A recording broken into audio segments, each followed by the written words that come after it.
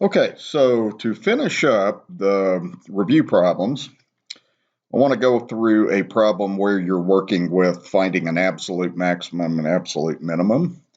And the process on this is always this, first of all. First of all, in order to do this technique, you got to make sure that you are given a closed interval. Okay, so I'm giving you a closed interval from -1 to 2. You got the brackets to indicate it's closed. And the other thing is you have to have a continuous function on that interval. And this is continuous, e to the x, x can be anything. Nothing's undefined in that function or anything anywhere. So that's continuous everywhere. And since those two things hold, it means that basically what you're going to do is you're first of all going to find any critical numbers, on that interval. Now, they have to be on that interval. If they end up being outside of the interval -1 to 2, then you don't use them. Okay, so we got to do that. So that means find the derivative, setting it equal to 0, that kind of thing. And then really what you do is you just evaluate into the original function, you evaluate the endpoints. So the endpoints would be, of course, -1 and 2. But also you evaluate any critical number. So that's what you're working on when you do this then. All right, so we'll go ahead and start off on this one. Just go ahead and take the first derivative. Nice thing on this problem is the first derivative is pretty simple. So the derivative of e to the x is e to the x. The derivative of minus x is the number in front, so that's -1. And then, of course, the derivative of the constant -1 is 0. So that is your first derivative. I want to highlight that because I'm going to need that here in just a minute. Okay, then we're going to move on and find critical numbers. And when we do a critical number, we're going to just set this equal to 0, and we're going to solve this equation. All right, so I'm going to add 1 to both sides. I get e to the x equals 1. You can take the natural logarithm of both sides. This is an exponential equation. You can bring that down if you want to. So that would be x times ln e equals ln of 1.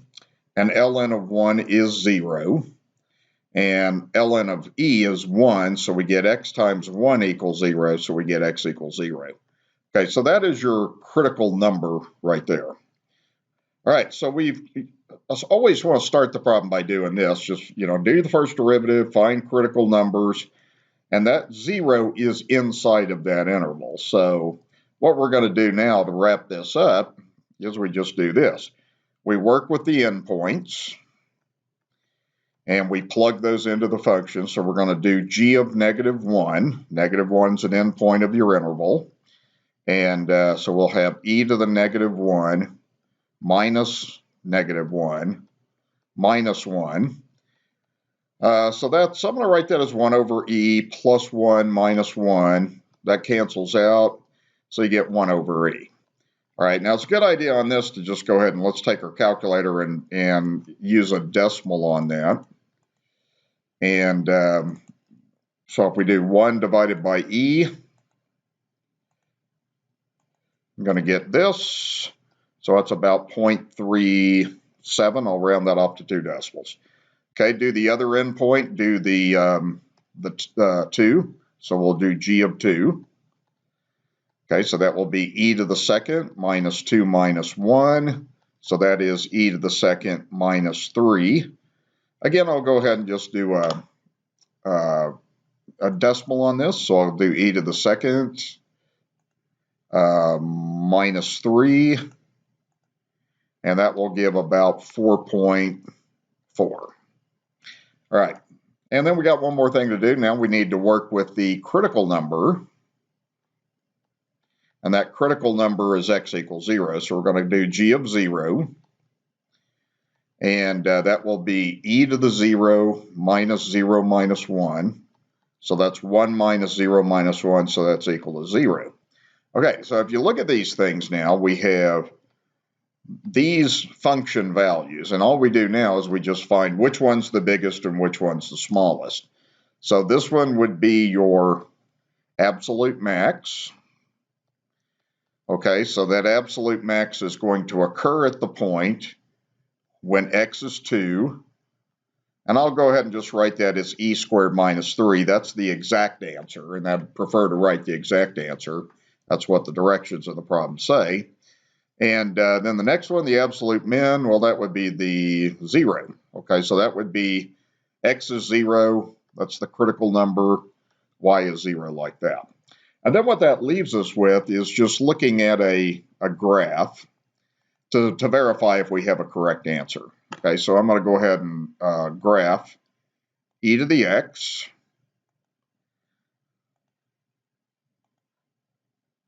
So I'll put that in, and I'm going to go ahead and just do this on that interval. It's important. We're only looking -1 to 2. So just go from -1 to 2 on the x-axis. And you can kind of look at your table of values again and just kind of get an idea of what size these values need to be. Or, I mean, you just look at your absolute max. Your absolute max is 5. So it makes a lot of sense on this to just go like this. Let's do something like -5 to 5. Okay, just so we can see the graph well. So I'm going to graph the function, and I'm going to get this. I'm going to slide this over here like this. And let's just trace these things out. So what we found for our answer was we found at 2, that's our absolute max, and you can pretty well see that. And notice on here, you've got this point 2, and it says 4.4 approximately. Well, that matches that, so that verifies that. And then if we trace out the min of 0, you can pretty well tell by looking that that would be the min. Okay, so you get that 0.00. So that verifies everything. So this is another example of a problem that you can pretty well verify 100% on your calculator. All right, so that's the methodology that you want to use. And it's always pretty much the same. Find critical numbers. Critical numbers, we've gone through that over and over again. Find the first derivative. Find where the derivative is 0 or undefined. And that's a matter of evaluating. You're just looking at the y values, and you're putting them in order. Which is the biggest? Which is the smallest? All right, let's move to the next thing. Next thing I want to look at is a common optimization problem.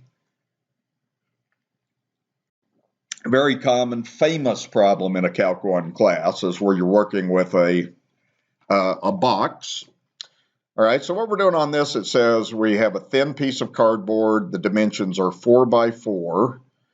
And so I've kind of drawn a picture on here of this. So the way this thing starts off is that this dimension of this rectangle is 4 feet that way, and it's 4 feet this way. So we have a square to start with. Okay, now what we're going to do is we're going to cut out the sides so that we can make a box. So these pieces right here are going to be cut out. So we're going to let x be the dimension of that square that we're cutting out. So the idea would be that when you cut these pieces out, then you could fold up these flaps and you could make a box. All right, so what happens is you have to understand this is the new piece right here. This is the new length or width of this. Okay, so that started off 4, but you took off 2 x's. So that becomes 4 minus 2x. So one of the dimensions of your box, we could call that the length if we wanted to, is 4 minus 2x. And the same thing works for the width. Okay, that would again start off as 4. Whole thing's 4. You're chopping off the 2 x's, so you get 4 minus 2x. Okay, and then your height would be x. That's the size of the flap that gets folded up. So see, this little piece right here is x. So when you move that up, that's going to give you the height of the box. Okay, so you want to get everything set up. And once you get your variables, that's kind of the first step, is get all your variables set up. Now we want to go ahead and write our volume function. So we know the volume of a box is length times width times height. So it doesn't really matter what order we put these things in. So, we're just multiplying those dimensions. So I'm just going to write this as 4 minus 2x, 4 minus 2x times x. Okay, so that's our volume function. And I'm just going to write this up here as v of x. You could write this on this problem if you wanted to as 4 minus 2x to the second times x. And that's good enough. You don't have to factor a 2 out of that. I mean, you could if you wanted to, but you don't really have to. And it's really unnecessary in the problem, I think, anyway.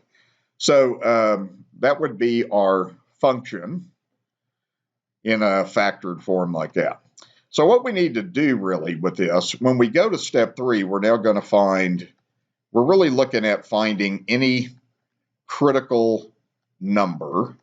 So we have to work with the derivative. So to start with this, I'm going to go ahead and just FOIL this. So I'm going to have a 16 minus 8x, and then I'm going to have another minus 8x, and plus 4x to the second, and then times x left over like that. Okay, so I'm going to have 16 minus 16x plus 4x squared times x. All right. Okay, so now let's just multiply this out. Let's distribute the x, through the parentheses. So we're going to have 16x minus 16x to the second plus 4x to the third. So we have this cubic function here that we're going to be working with. All right, so what do you do when you do a critical number? Same thing, all right? We're going to take the first derivative.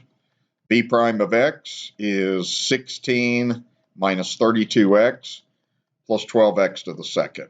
All right, that'll give us a quadratic equation. You can just go ahead and go straight to the formula. You could try to factor it if you want to.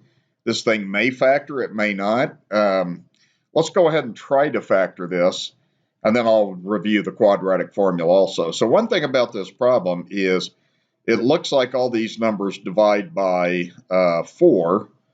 So I'm going to take a 4 out, and that would leave 4 minus 8x plus 3x to the second. So I'm going to go ahead and write this as 4 times 3x squared minus 8x plus 4. Then I'm going to go ahead and try to factor this. I think this one might factor. So we have first term, we would have a 3x squared, so we have 3x and x. Last term, we have a 4, so we're either going to go with a 2 and a 2, or we'll go with a 4 and a 1 in one order. Let's try 2 and 2 and see if we can make this thing work. All right. Okay, so I just like to do this like this. That inside term would be 2x. This outside term, 3 times 2 would be 6x. We're trying to make this add up to negative 8x. So that's easily obtainable just by having 2 minus signs like that. So yeah, this thing factors. And if it factors, that's going to keep you from having to worry about the quadratic formula, although you can do the quadratic formula if you want. I'll do that in just a minute just to kind of review that as well.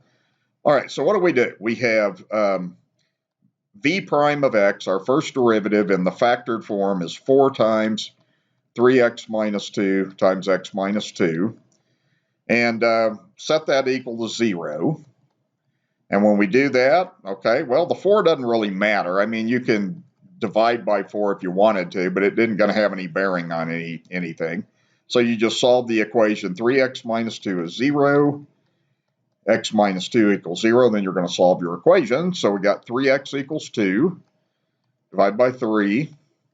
So x equals 2/3 would be one of our critical numbers. And then the other one would be x equals 2. So we have 2 critical numbers. Right. So now what we got to think about is, one of these answers doesn't really make any sense. And you have to kind of think through it this way. All right. To begin with, at the beginning of this problem, these things were 4 foot by 4 foot. So what happens is if you took this one, if you took squares, think about this, that were 2 feet by 2 feet. If you did that and cut those out, you wouldn't have anything left. You would just have this little point right here. So you weren't going to have any volume. So that doesn't make any sense. All right, that one in the context of the problem is nonsense. 2/3 is more sensible. So it's possible you could have a box, and yeah, you could take 2/3 of a foot by 2/3 of a foot, and you'd be able to make a box. So 2/3 looks like that would be the correct place where there's a maximum. Now, on a problem like this, with technology, it's just as well. If you want to verify this as a max, just check it on your calculator. And that's what I'm going to do on this. I think application problems lend themselves nicely to checking on technology anyway. So let's put in the volume function. Okay, so the volume function was, we had, I think, 4 minus 2x times itself. So I'm just going to write that as 4 minus 2x squared, and then times x. So we're going to graph that.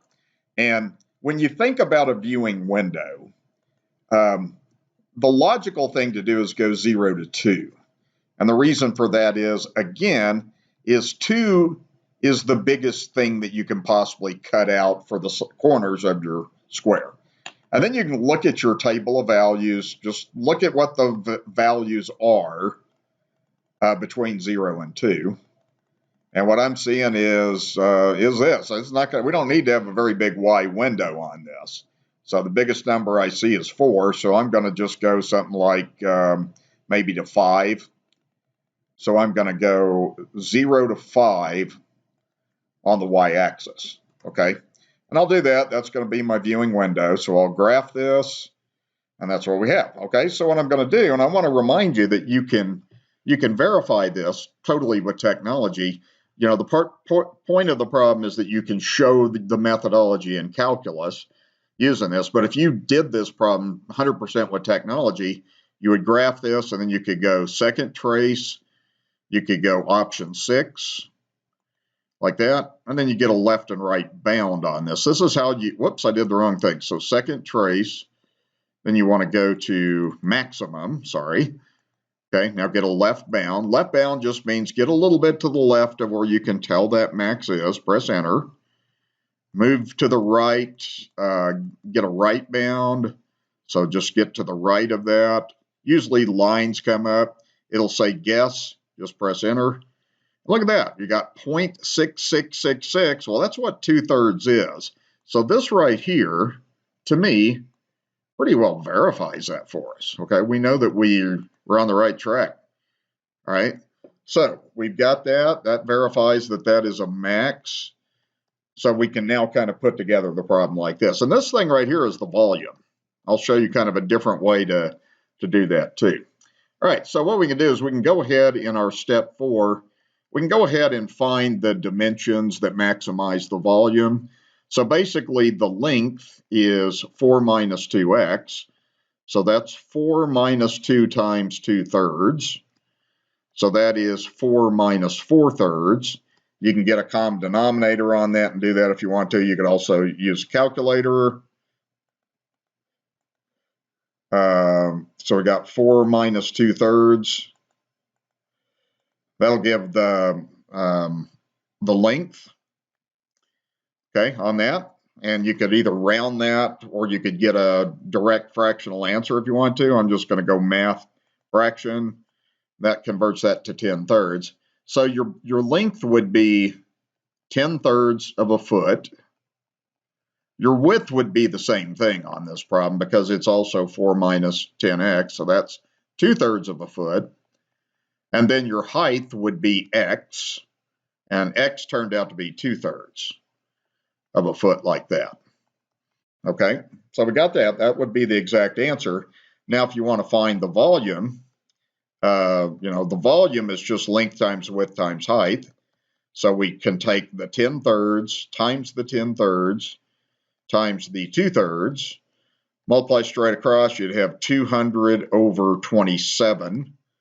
And just to kind of verify that this is right, if we take 200 divided by 27, I think I did mess up on that somewhere, didn't I?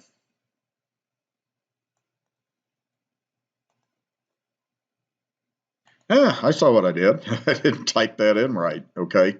So I should have done 4 minus 4/3. All right, so let me correct this. I always do something stupid like that. 4 minus 4/3. Okay, there we go. That's more like it, okay? And you could use that and just use that as a rounded answer if you want to. I'm going to go math fraction. Okay, so it's 8/3. Okay, so here's what we have. And of course, this is the benefit to using a calculator and everything because I'm checking, verifying my answer. So I've got 8/3 of a foot. Notice I'm writing units. Units are important. 8/3 of a foot, like that. And then I can go back and I can fix this now. So we're going to get the length is 8/3, the width is 8/3, the height is 2/3. So that would be 64 times 2. That would be 128/3. And this would be cubic feet. And just to check this, 128/3, that matches up. Oh, over 3. Look at me, God. Well, okay, I'm recording this at 6:30 in the morning. That's why I'm screwing up. God, I'm not awake yet. All right, so that's 27. Okay, so I've got 128/27. There we go. Finally, look. Okay, what am I trying to do? I'm trying to show you that this is the right answer. Okay, all right. So we'll just write our maximum volume as 128/27 cubic feet. Now you can also put, if you want to, you can, write decimals and round. I did say round to the 10th on this anyway, so we could just say 2.7 feet by 2.7 feet, and then 2/3 is really about 0.7, like that, and then you could round that volume to 4.7 cubic feet, like that. So you could also get that answer like that. Okay, all right. So that is kind of the famous box problem in calculus. So we'll move to the next stage here. Now this one, I don't know why I put on the review. This is a related rates problem. I think this thing is kind of out of place here. So I'm not going to run through that. I think I want to do the graphing problem. We're not looking at any related rates on this exam, so I'm not going to do that. You saw that on your second exam. That kind of is misplaced. I didn't intend that to be there. I may have taken that out too. I don't remember. Okay, so let's do a couple of problems to kind of wrap this up with area. So this is just an example of some Riemann sums that you're using to estimate areas. And we're going to graph this on 0, 8. And when we find R4, what that means is you're going to use right endpoints for your rectangles.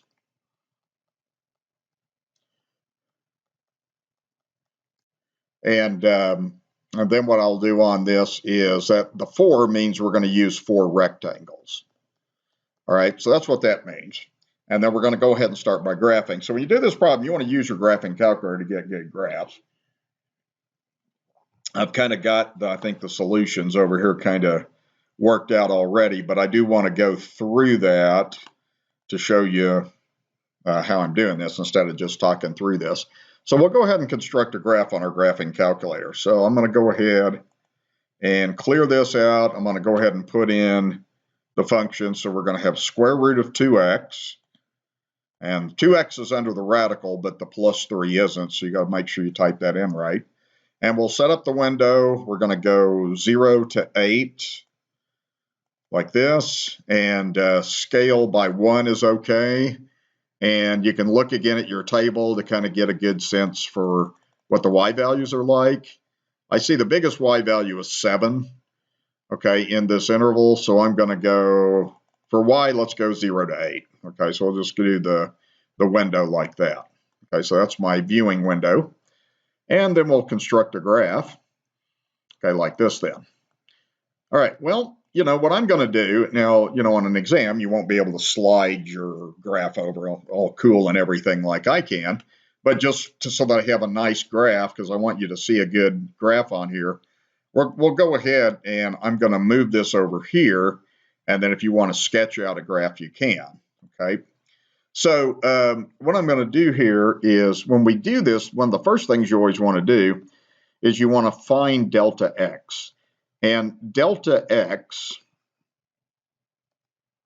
what that is delta x is the width of a rectangle. And the formula is b minus a over n. B is just 8. That's the endpoint of the interval. And then a is just 0. So we're going to do 8 minus 0.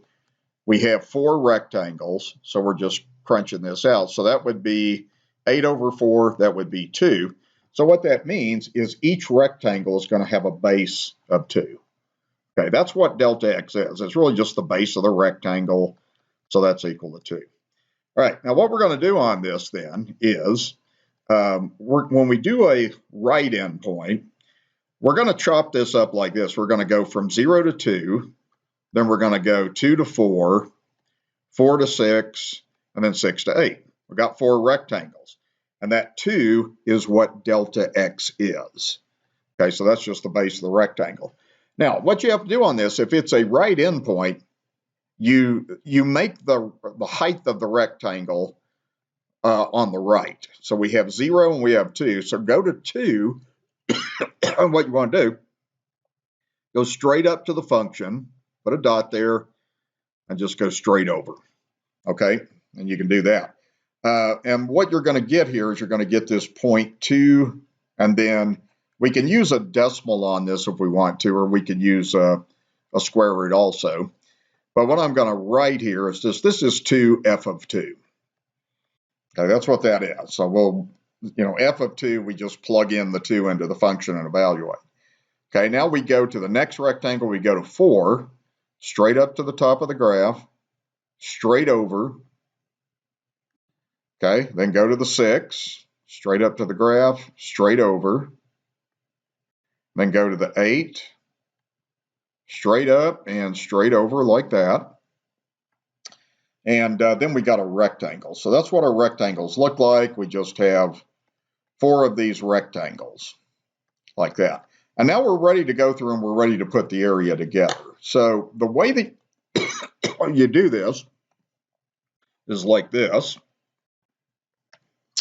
Okay, so we're now going to find the total area. That total, and we represent that by the Riemann sum. R4 is the notation I like to use on that. And really all you're doing is you're just doing base times height. And you're doing that 4 times. Now I'm going to write a step that's probably unnecessary, but it's worth writing to show you where the shortcut comes from. So the first rectangle would be delta x times f of 2. Okay, that's what the base is delta x, the height is f of 2. Okay, the second rectangle, it's still the base is still delta x. But now the height of this rectangle, see this is the 0.4 f of 4. So the height is going to be f of 4. We move to the next rectangle, still has the same base, delta x, but the height of this rectangle comes from the y value, so that would be the 0.6 f of 6. So we have delta x times f of 6. And then finally, the last thing is same thing. We go delta x. Now we go times f of 8. Okay, so, you look at your numbers on this 0, 2, 4, 6, 8. If you're doing right endpoints, you're evaluating those function values. All right, now notice on this that, and the other thing I want to, really emphasize, this is how you understand the problem, is all in the world we're doing is just base times height. And the height is a function value. The base is delta x, which is 2. So what we can do is you can factor out this delta x. It makes the calculation a little bit faster. So we have delta x times f of 2 plus f of 4 plus f of 6 and then plus f of 8. All right, so we got that. And then we'll go ahead and just start calculating this then. All right, so delta x is 2. We got that right here in step 1. So that's the base of the rectangle. Now the rest of this, we're going to end up using our calculator, but we're just going to plug these numbers in. So we have the function up here, 2x plus 3. So what I'm going to do is we're just going to do the square root of 2 times 2 plus 3. Then we're going to do the next one, the square root of 2 times 4 plus 3. And then plus the square root of 2 times 6 plus 3. and then plus the square root of 2 times 8 plus 3. And we're going to need to use a calculator anyway on this. I'm going to just really looking for decimal answers on this thing anyway. So if we do that, we can go through, and you can even trace on your calculator if you want to. I'll go through and show you that here in just a minute. And that's kind of a wise way to do this anyway. So notice if I do, I'm going to bring this down, and I do this. So you can do this in your head. This is the square root of 4 plus 3. So that's 2 plus 3, so that's 5. Okay, but I want to show you on this. If you just trace at 2, we got the graph already on here. So if I trace at 2, I'm going to get 5. That's what the height of that rectangle is anyway, see. So if you want to speed this up a little bit, this next one you would do square root of 8 plus 3. Okay, so if you wanted to, you could just do that. You could go square root of 8 plus 3, and then we could round that off. And we're just rounding to 2 decimals is what the problem said, so I'm going to round that to 5.83. Okay, but again, to speed this up, okay, just go to f of 6. So if we trace at 6, you're going to get the next value. And of course, this would just be doing square root of 12 plus 3. So you're going to get 6.46. And then the next one, well, this one works out beautifully. This would be square root of 16 plus 3. That's 4 plus 3. So that is 7. Okay, so again, if you wanted to just trace at 8, then you'll get that like that. Okay, so now I'm just going to get the answer to the problem. All right, so I'm going to add up these y values. So I have 5 plus 8, 3, plus 6.46, plus 7. All right, so that gives that. So what we're going to end up getting then is we're going to get 2 times 24.29. And then we can do that on the calculator to get our answer. So that would be about 48.58. All right, so that is the estimated answer to the problem. Okay, and that's it. Now, the one thing that you can do on this, if you want to just kind of see how close you are to the exact answer, what you can do on this is you can go on your calculator, second trace, that opens up the calc menu. You can go to option 7. The lower limit is 0, and our interval 0 to 8. The upper limit's 8. When you press enter, it'll shade it in, and it'll give a more precise answer. See, we overestimated this. You can tell we overestimated it because we have these little parts of the rectangle that are above the curve. So this is actually an overestimate of that. Okay, so that's how you do that. It's real simple, actually. It's just try to keep these concepts simple. It's geometry. This is not really any calculus going on in the problem. It's geometry. It's arithmetic. You're finding the area of 4 rectangles using the right endpoint to tell what the height of the rectangle is. So keep it simple. All right, let's do the next one. This is a Riemann sum that is a left endpoint. We learned also how to do midpoints. Mostly I'm concerned with, a Riemann sum that's a right or a left, and then a midpoint is something that's good to review as also. Okay, so again, this one right here, we're just going to kind of let the calculator assist us with the graphing on this. And so now we're looking at a different function. We're looking at 10 minus 1/2 x. If you want to put that in as 10 minus 0.5 x to the second, you can certainly do that. This time our interval is 0 to 4. So I'm going to change that to 0 to 4. Okay, I need to probably work on my y window here a little bit. So again, you can look at your table of values. If you're between 0 and 4, the biggest value I'm seeing is a 10 right at the beginning. So we could go ahead and just do 0 to 10 and scale that by 1. So let's try this as a viewing window on this problem. And let's see. So let's go get that, get our graph, and then I'll slide this over, and then I'll just draw over this graph on the calculator. Okay, so what I'll be having you all do is, using your calculator to do the graph, but just sketching that out. And when you make a sketch, just be sure that you label everything.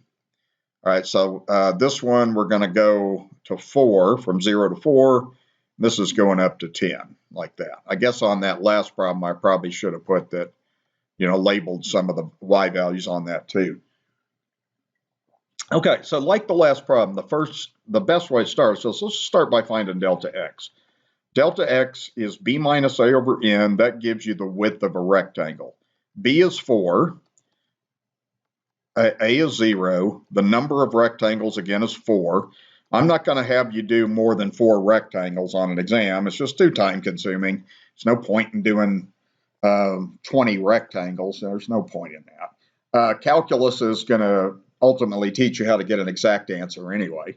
So 4 over 4 is going to be equal to 1. All right, so what that means then is that we're just going to be dividing this up into, just going by 1. So 1, 2, 3, 4. And delta x, again, what delta x is going to be is it's just going to be that base, which is equal to 1. Okay, now this time we're going to do a left endpoint. That's what L4 is saying. So, you got the numbers 0, 1, 2, 3, 4. Well, you want to use the left endpoints, okay? That's going to tell you how tall the rectangle is. So you start at 0 this time. You go up to the curve.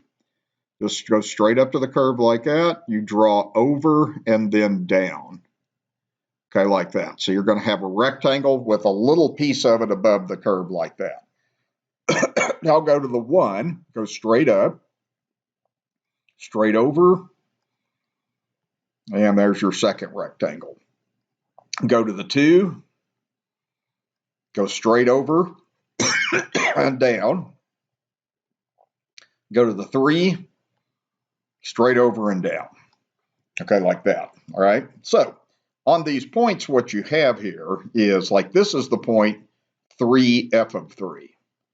This point right here is the point 2, f of 2.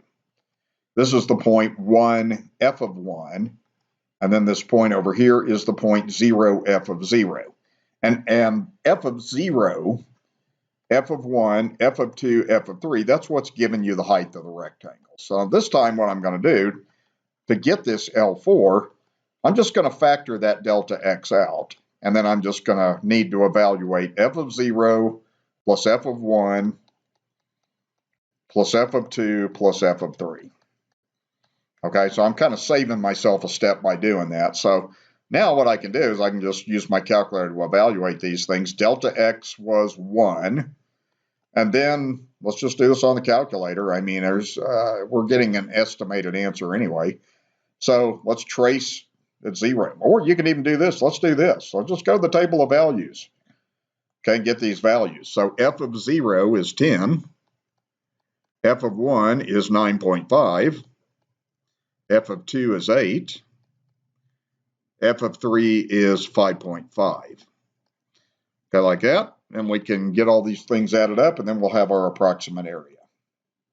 All right, so we got 10 plus 9.5 plus 8 plus 5.5. And then that'll give us 1 times 33. So that gives us 33 as our approximate area. Okay, all right, that's all there is to it, too. All right. So I think the thing that sometimes students don't do well on is they get confused on the difference between left and right endpoint. Keep it simple. Right means use the x value on the right of the interval to determine the height. Okay, so a good way to kind of look at this is just, pay attention to these two things right here. Okay, this is how you would do a right endpoint. Okay, you have these numbers on the x-axis, so you're using 2, 4, 6, and 8. The numbers on the right. For a left endpoint, we're doing the 0, 1, 2, 3. Okay, so that's really helpful if you just think of it that way. And again, if you want to check and see how close you are, this is another thing that's good to do. Second trace, option 7. Lower limit on this problem is 0. Upper limit's 4. It'll shade the area in and give you a more precise answer, 29.33. Okay, so we're close. And again, this is an overestimate. Okay, sometimes they underestimate, sometimes they overestimate, and it just depends on if the curve is increasing or decreasing, how it behaves, how the concavity is. Those are the factors involved in that. Okay, so I'll wrap that up, and hopefully this will help everybody to be solid with how to do these type of problems as well. All right, good luck.